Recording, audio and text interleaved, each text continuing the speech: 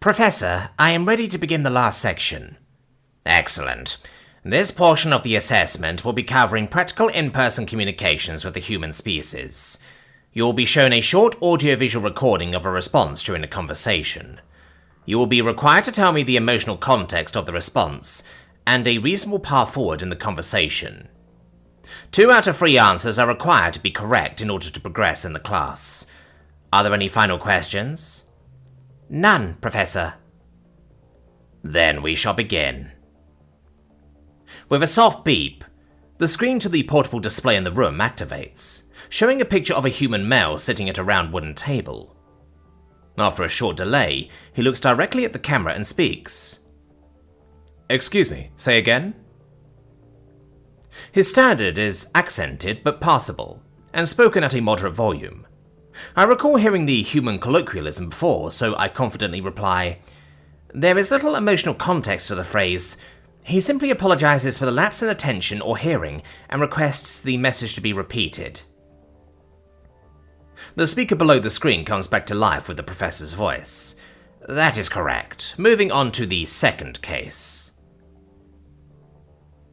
The image of the human resets to the initial position, before turning back to the camera and again speaking.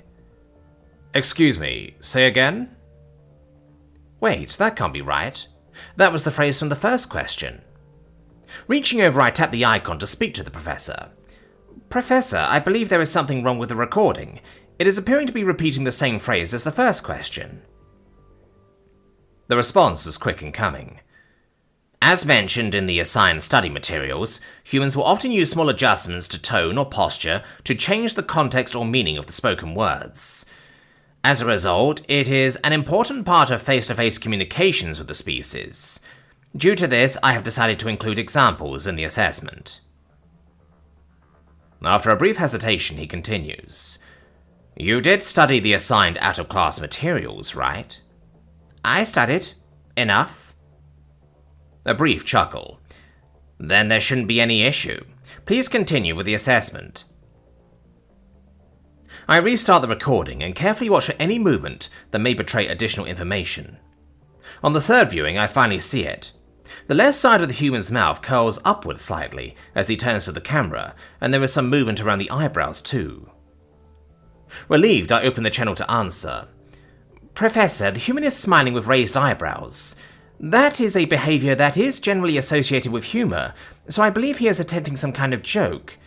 As I do not know the context of the phrase he is responding to, I believe it is reasonable to ask him what he finds funny about the situation. The response comes back quickly. Unfortunately, that is incorrect. The video was taken as he responded to a statement with surprised curiosity.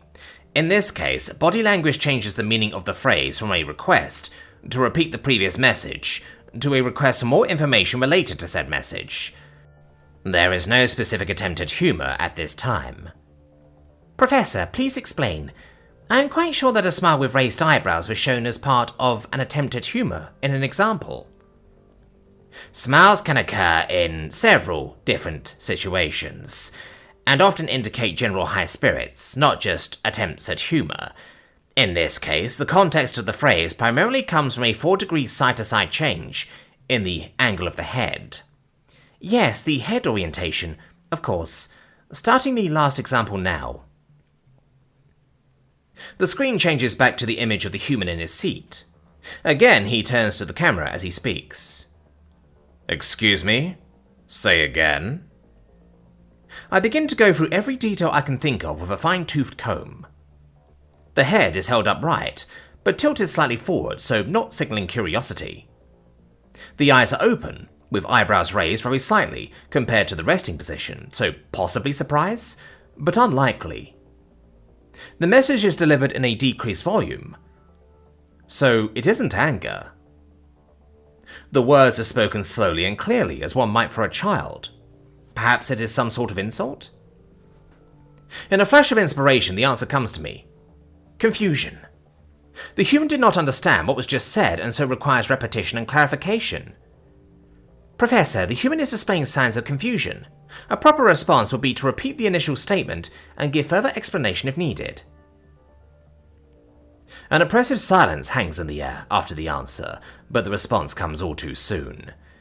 That is perhaps the exact opposite course of action that should be taken. This set of body language indicates a verbal warning or low-level threat display, likely due to the prior statement being interpreted as an insult. In such case, you should not repeat the prior phrase, and should begin de-escalation immediately. Professor, with all respect, it cannot be an angry response, as the speaking volume decreased instead of increasing to a yell. Unfortunately, a decreased voice volume can also be used as part of a warning or threat display, depending on other cues. Wonderful. Just great.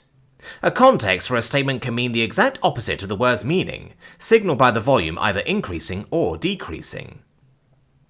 Professor, if you can't know if a phrase is spoken with anger from the voice's volume, how do you know if a statement is a warning or not? There are other cues you can use to discover if that is the case, such as head forward tilt or shoulder position.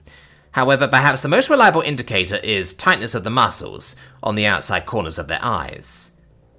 How can I tell if their muscles are tight or not? Do they move anything? To some degree. When those muscles are tightened, the surface tension of the skin around their eyes increases. While difficult, it can be spotted with sufficient practice. Fortunately for you, that is exactly what you will be getting.